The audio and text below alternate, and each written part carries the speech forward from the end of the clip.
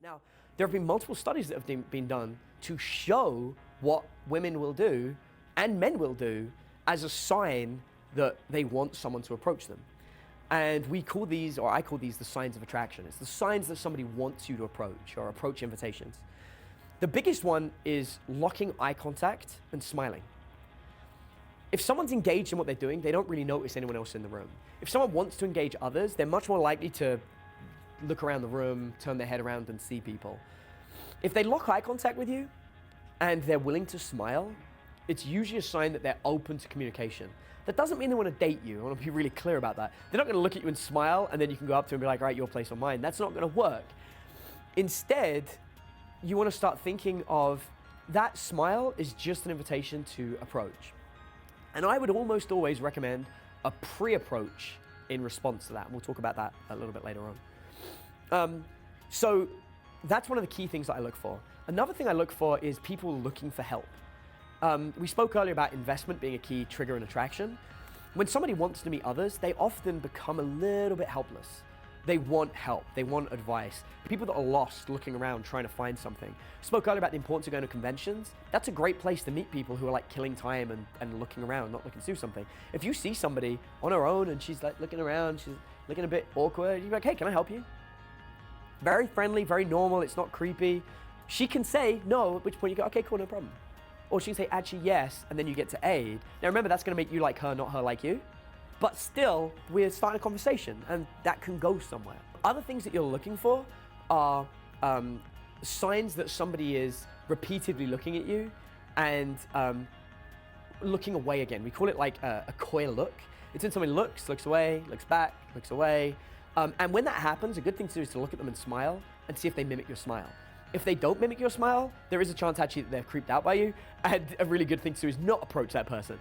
But if they smile back at you, it's usually a good sign that they're interested in you and they're smiling from across the room and they want you to go and talk to them. And so, again, it's another great opportunity to go and approach.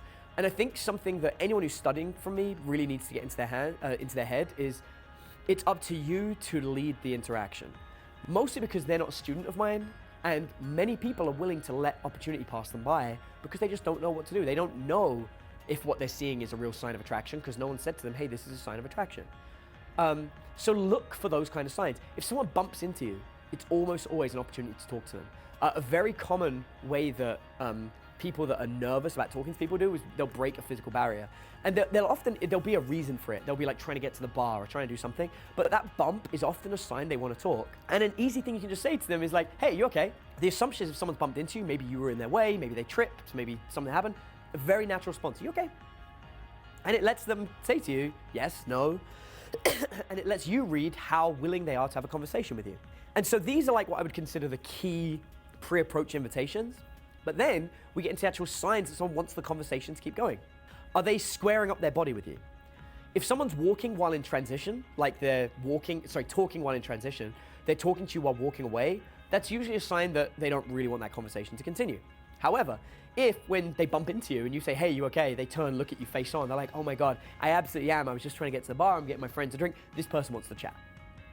And so we can read that sign as it is. This is a person who wants to have a conversation. Not a sign that a person wants to have sex, just that they want a conversation. Back to that, make friends and then sleep with them.